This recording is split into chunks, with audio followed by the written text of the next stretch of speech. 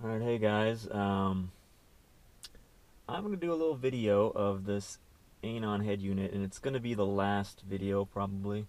It's the same one I've had from a couple years ago. So it's the 5166, it says right here, version of the Anon E39/E53 head unit. Anyways, I'm going to do a cold start so you can see what happens. So basically, I'm just going to turn it on. The reason I'm kind of doing this to give you guys an idea how long it takes for it to boot up. I've tuned the thing, kind of set up all my settings on the ROM. It takes, I would say, no more than a couple hours total to really kind of get it dialed into what you want. I have a Bluetooth OBD2 connect plug plugged into the OBD2 port on the Beamer, so it's like a $8 unit off of eBay, so that's super cheap. There we are, we're loading up.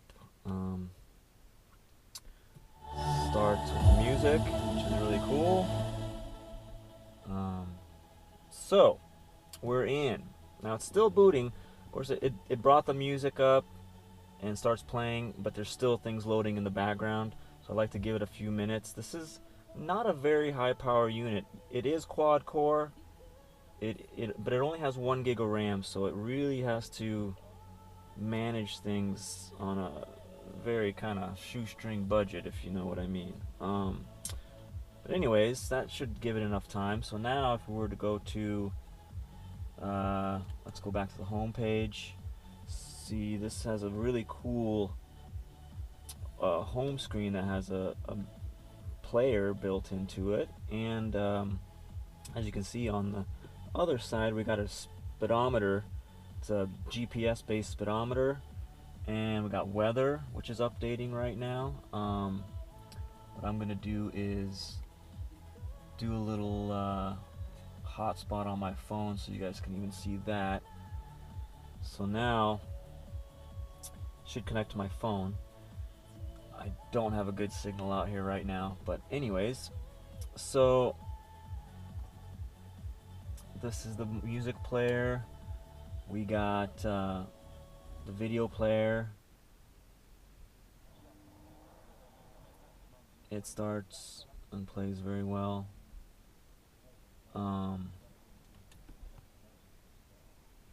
So let's see, what else do we have here? I'd say the music is the one I'm on most of the time. So let's start torque. By now it should have connected with the adapter. This is the one thing that I had a little problem with at first. The OBD or the Bluetooth module in this, see, it did connect. The Bluetooth module in this is being utilized by the exposed framework, and because it has kind of different settings in that, it wouldn't connect to the OBD2 connector at first, but basically you just disable all the modules in exposed, connect the device with the Bluetooth, and then you can turn the modules back on, and for some reason that way it connects. And I haven't also tried to connect my phone at the same time, but I don't do that, so I don't really use my phone connected to my head unit. Another thing with this is if you want to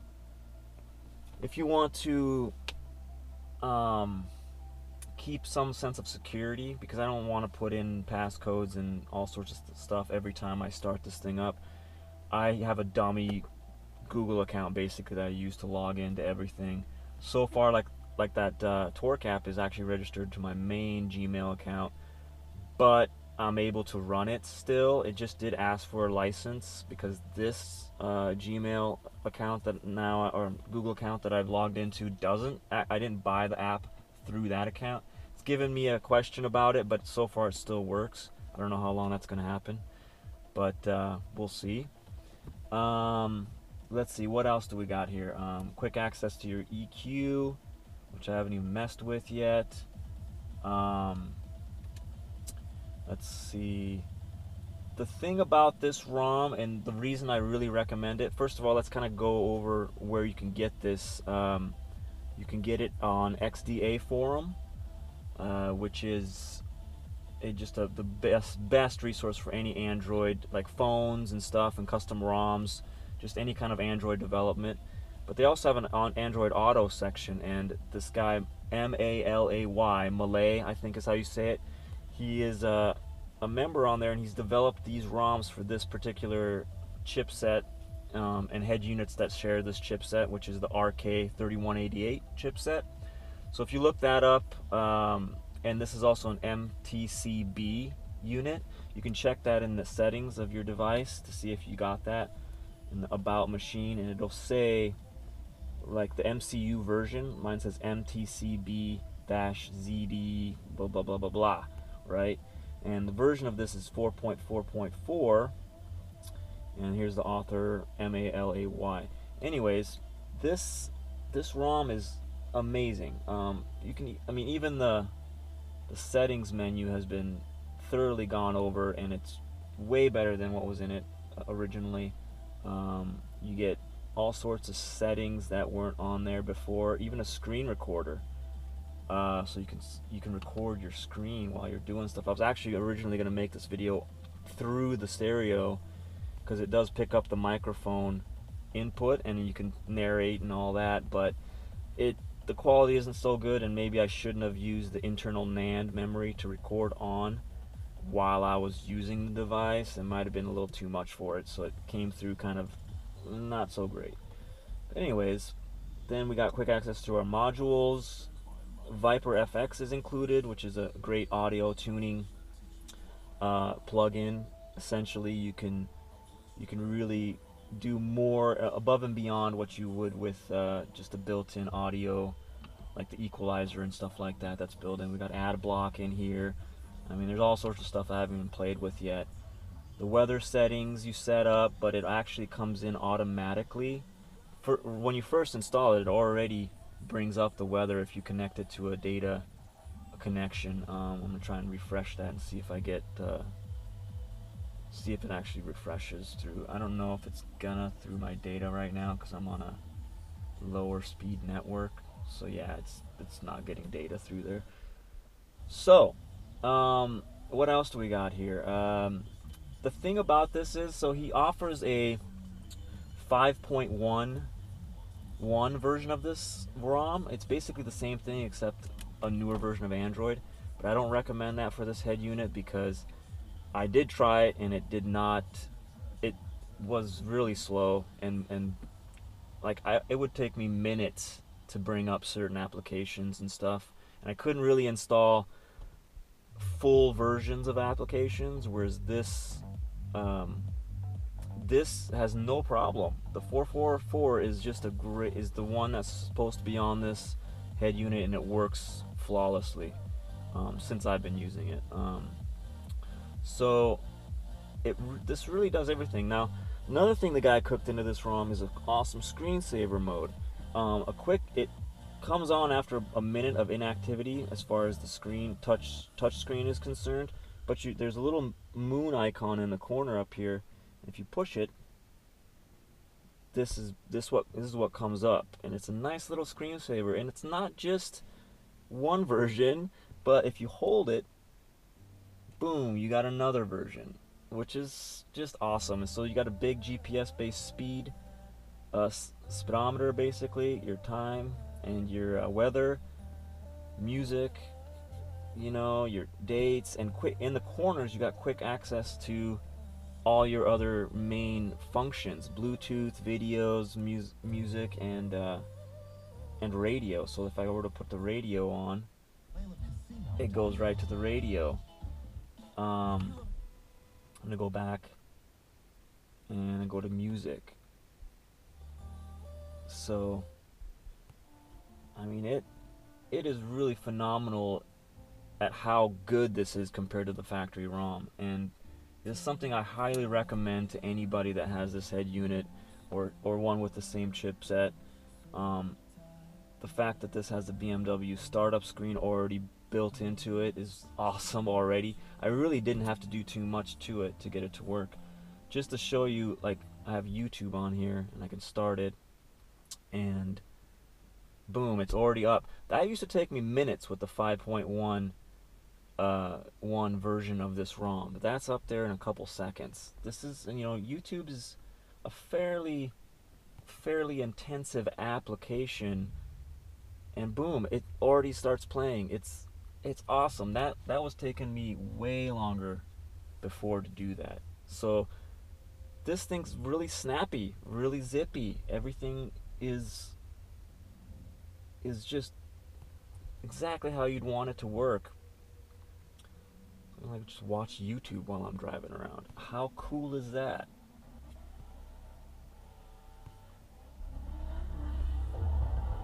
All the steering wheel buttons work for volume and track skip and everything. Oh, let's go to another really cool thing. I'm gonna get out of that.